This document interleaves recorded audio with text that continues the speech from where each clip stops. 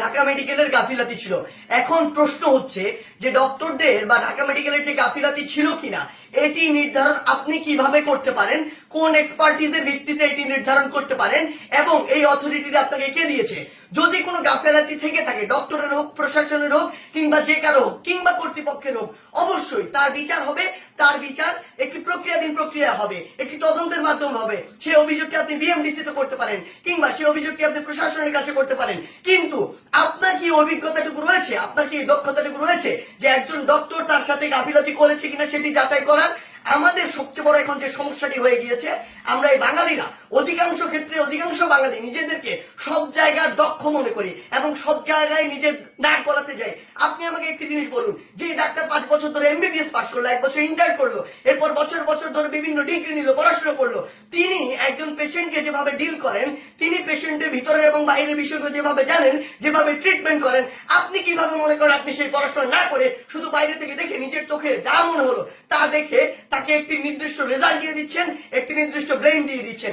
আমাদের জায়গা থেকে স্পষ্ট বার্তা, এরকম একটি ব্লেম দিয়ে আসলে যখন আপনি একজন ডক্টরের গায়ে হাত তুলেন, তখন আপনি যে কাজটি করেন সেটি আমরা বৈষম্য বিরোধী ছাত্র আন্দোলন আমাদের জায়গা থেকে কোনোদিনও সমর্থন করতে পারি না।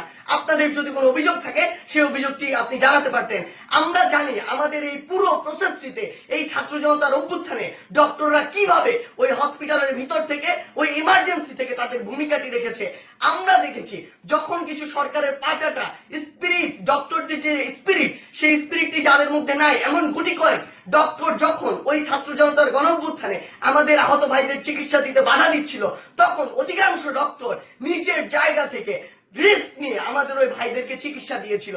এমন অধিকাংশ ডক্টর রয়েছে যারা ডক্টরদের স্পিরিটটি ধারণ করে এবং আমাদের এই পুরো সময়টিতে আজকে পর্যন্ত আমার হসপিটালে যে আহত ভাইগুলো রয়েছে তাদেরকে নিরবিচ্ছিন্ন সেবা দিয়ে যাচ্ছে, নিজের কথা চিন্তা না করে। সেই জায়গায় যখন এরকম করে কোন একজন আমার ডক্টর ভাইয়ের উপর এইভাবে হাতটি তুলে, আমরা এটি কখনো সমর্থন করতে পারি না। আমাদের জায়গা থেকে একদম স্পষ্ট একটি বার্তা, সেটি হচ্ছে যে আমরা প্রশাসনকে, মাননীয় স্বাস্থ্য উপদেষ্টা, ডিজি হেলথ সহ সকলকে একটি বিষয় স্পষ্ট করে বলতে চাই, আমাদের যারা মেডিকেলের ভাইরা রয়েছে, ইন্টার্ন ডক্টররা রয়েছে, কিংবা হসপিটালে যে ডক্টর ভাইরা রয়েছে, তাদের সাথে আমরা এই জায়গাটিতে একাত্মতা ঘোষণা করছি। তাদের নিরাপত্তার সর্বোচ্চ ব্যবস্থা করতে হবে। তারা দিন রাত 24 ঘন্টা আমাদের জন্য কাজ করছে, অথচ কেউ একজন চাইলো আর একটা ব্লেম দিয়ে তাদের গায়ে এসে হাত দিয়ে দিল, এটি আমরা আমাদের জায়গা থেকে কখনো মানতে পারি না।